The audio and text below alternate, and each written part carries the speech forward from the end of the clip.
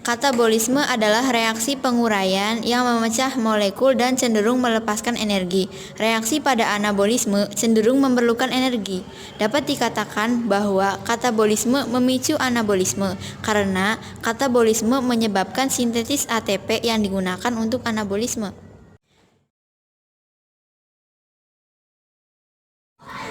Di dalam kloroplas, energi dari sinar matahari disimpan, lalu diubah menjadi molekul glukosa. Di dalam mitokondria, energi yang telah diubah menjadi glukosa dibongkar kembali untuk digunakan dalam berbagai proses dalam sel. Oksigen yang dihasilkan dalam kloroplas dapat digunakan oleh mitokondria selama proses pembongkaran glukosa. Mitokondria ATP digunakan untuk aktivitas gerak, transport aktif, pertumbuhan, dan reproduksi. Sejalan dengan itu, karbon dioksida dan air yang diproduksi dalam mitokondria dapat digunakan oleh kloroplas sebagai bahan dasar fotosintesis. Energi dalam proses katabolisme dan anabolisme. Jumlah energi yang dibutuhkan untuk membentuk 1 gram gula sama dengan energi yang dihasilkan dari proses pembakaran 1 gram gula, yaitu kurang lebih 675 kalori. Dalam katabolisme gula dihasilkan 38 ATP atau 380 kalori. Jadi, sebanyak kurang lebih 55% energi dimanfaatkan untuk proses metabolisme, sedangkan sisanya berubah menjadi energi panas. Proses anabolisme dalam fotosintesis. Energi matahari yang mengenai daun hanya 2% saja yang dimanfaatkan. Meskipun dari hasil percobaan setiap 1 meter kubik, luas daun dapat menyerap kurang lebih 200 kalori. Pada umumnya, kecepatan rata-rata fotosintesis atau anabolisme karbohidrat adalah 8-12 kali kecepatan respirasi katabolisme gula.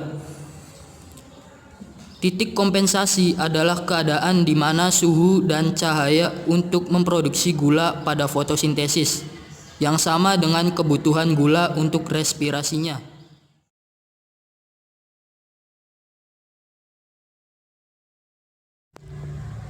Faktor yang berpengaruh pada katabolisme dan anabolisme. Faktor-faktor yang mempengaruhi proses katabolisme dan proses anabolisme dapat dikelompokkan menjadi 2, yaitu faktor dari luar dan faktor dari dalam. Faktor dari luar, yang pertama cahaya, pengaruh pada laju katabolismenya untuk mempercepat pada batas optimal. Begitupun pada anabolisme. Yang kedua, suhu, pengaruh pada laju katabolismenya untuk mempercepat pada rentang 0 derajat Celcius sampai 45 derajat Celcius.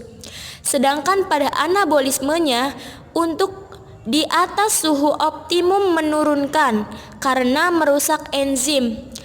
Rentang suhu optimum 0 sampai 40 derajat Celcius, menurun kurang lebih 35 derajat Celcius. Yang ketiga, karbon dioksida, pengaruh pada laju katabolismenya untuk menurunkan laju respirasi, sedangkan pada anabolisme untuk meningkatkan pada kadar optimal. Yang keempat, oksigen, pengaruh pada laju katabolismenya untuk mempercepat, sedangkan pada anabolisme untuk menghambat, apalagi dengan intensitas cahaya matahari yang tinggi akan merusak klorofil. Yang kelima, air, pengaruh pada laju katabolismenya untuk menurunkan, sedangkan pada anabolisme berpengaruh tidak langsung, contohnya membuka dan menutupnya stomata. Yang keenam, unsur atau senyawa kimia, pengaruh pada laju katabolismenya untuk dalam jumlah sedikit meningkatkan dan dalam jumlah yang banyak menurunkan karena menghambat reaksi enzim. Contohnya aseton, eter, sianida, dan sebagainya. Sedangkan Pada anabolisme, untuk kekurangan unsur N menghambat sintesis klorofil sehingga menurunkan laju anabolisme. Yang ketujuh, luka. Pengaruh pada laju katabolismenya untuk meningkatkan hingga terjadinya kalus di bagian luka, sedangkan pada anabolisme tidak ada. 8. Mekanis. Pengaruh pada laju katabolismenya untuk perangsangan mekanis meningkatkan laju katabolisme asal tidak berulang-ulang, sedangkan pada anabolismenya tidak ada. Faktor dari dalam. Pengaruh pada laju katabolisme yaitu 1. Substrat respirasi mempercepat laju katabolisme. 2. Laju katabolisme dipengaruhi oleh kuantitas dan kualitas protoplasma.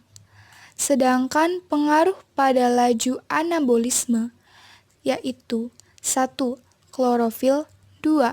Membuka menutupnya stomata. 3. Anatomi daun. 4. Morfologi daun, kasar halusnya dan tebal tipisnya. 5. Hambatan pada proses transportasi hasil fotosintesis.